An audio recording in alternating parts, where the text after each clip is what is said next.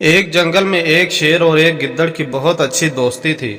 شیر جنگل کا بادشاہ اور گدڑ اس کا وزیر تھا۔ اس جنگل کے جانور شیر سے بہت خوش تھے، مگر گدڑ اس کو مار کر خود بادشاہ بننے کے خواب دیکھتا رہتا تھا۔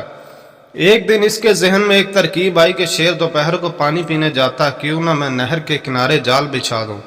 شیر جب پانی پینے لگے تو وہ اس میں پھنس جائے گا اور میں اس کو پانی میں پھینک کر خود جنگل کا بادشاہ بن جاؤں گا۔ یہ سوچ کر وہ زور زور سے ہنسنے لگا اور گھر سے جال لے کر نہر کے کنارے بچھا دیا۔ جب شیر پانی پینے کے لیے نہر کے کنارے پہنچا تو جال میں پھنس گیا۔ گدڑ ایک درخت کے پیچھے چھپا ہوا تھا، وہ باہر نکل آیا۔ شیر نے جب گدڑ کو دیکھا تو کہا، مجھے اس جال سے نکالو۔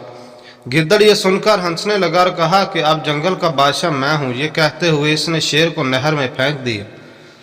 پھر اس نے جنگل میں اعلان کر دیا کہ بادشاہ شیر پانی میں گر کر مر گیا ہے اور اب اس جنگل کا بادشاہ میں ہوں۔ گدڑ نے کچھ ہی دنوں بعد اس جنگل کے جانوروں پر ظلم ڈھالنا شروع کر دیا اور کچھ جانور ڈر سے اس جنگل کو چھوڑ کر چلے گئے۔ کچھ ہفتوں کے بعد چڑیا گھر سے ایک شیر بھاگ کر اس جنگل میں آ گیا۔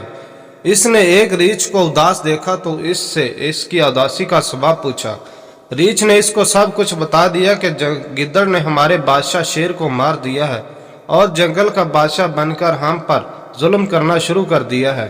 کچھ جانور ڈر کر اس جنگل کو چھوڑ کر چلے گئے ہیں۔ شیر کو جب اس جنگل میں گدڑ کی زیادتیوں کا پتہ چلا تو اس گدڑ پر بہت غصہ آیا اور اس نے ریچھ سے اس کے گھر کا پتہ پوچھا۔ شیر جب گدڑ کے گھر پہنچا تو گدڑ شیر کو غصے میں دیکھ کر سمجھ گیا کہ اس کو میری جنگل میں ہونے والی زیادتیوں کا پتہ چل گیا ہے، تو میں بھاگنے لگا، مگر شیر نے چھلانگ لگا کر اس کو پکڑ لیا اور اس کے ٹکڑے ٹکڑے کر دیے۔ جنگل کے جانوروں نے شیر کو اپنا بادشاہ مان لیا۔ شیر نے بھی انہیں ہر طرح کا آرام مہیا کیا۔ اس کے بعد سب ہنسی خوشی رہنے لگے۔